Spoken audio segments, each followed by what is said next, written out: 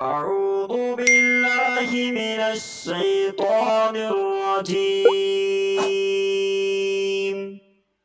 بسم الله الرحمن الرحيم. يا أيها الذين آمنوا اتقوا الله وقولوا قولا سديدا يصلح لكم أعمالكم ويغفر لكم ذنوبكم ومن يطع الله ورسوله فقد فاز فوزا عظيما.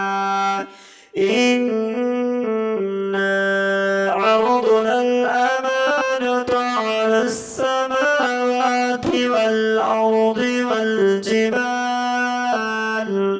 والجبال فأبين أن يحملنها وأشفقن منها وحملها الإنسان إنه كان ظلوما جهولا.